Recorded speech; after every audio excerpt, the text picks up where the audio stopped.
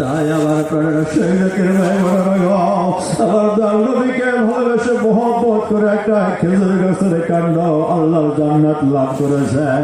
আমার নবী মসজিদ নববীতে খুতবা দিতেন একটা খেজুর গাছের কাণ্ডের সাথে ঢালান দিয়ে। যখন মসজিদ নববীতে নতুন মেম্বার তৈরি হয়ে গেল তখন ওই খেজুর গাছের কাণ্ডটিকে বাইরে রেখে দেয়।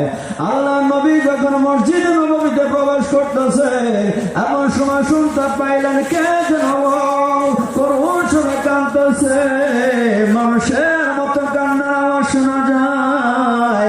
আমার দয়াল নবী দেখতে পাইলেন একটা খেজুর গাছের কাণ্ড মানুষের মতো করুণ সুরে কাঁদতেছে। আমার দয়াল নবী জিজ্ঞাসা করলেন, খেজুর গাছের কাণ্ড তুমি কেন এমনি করে কাঁদতেছ? খেজুর গাছের কাণ্ড কান্দার গাইয়া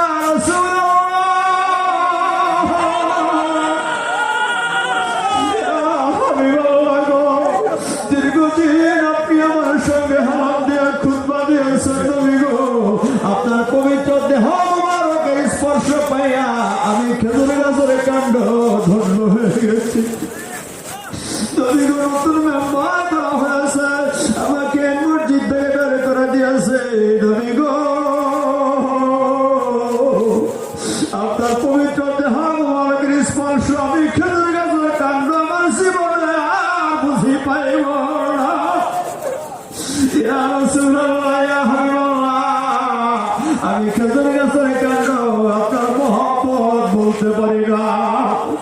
আমার আল্লাহ বললেন, খেজুর গাছের কাণ্ড গো তুমি যেভাবে কাঁদতেছ বলো তুমি কি যাও দুনিয়ার জমিনে যদি তোমাকে রোপণ করে দেয় তোমার সুস্বাদু খেজুর মানুষ খাবে, তুমি মানুষের সেবা করতে পারবে।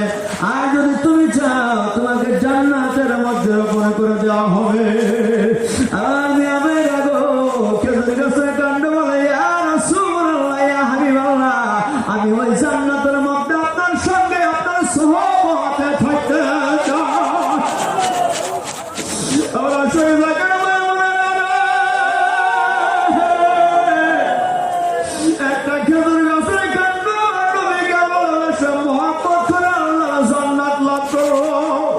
আমি আপনি সকল মাখলুকাত মানুষ হইয়া আমার নবীকে ভালোবেসে মহব্বত করে আল্লাহ জান্নাত পাইতে পারি। এই আখির জামানায় শেষ জামানায়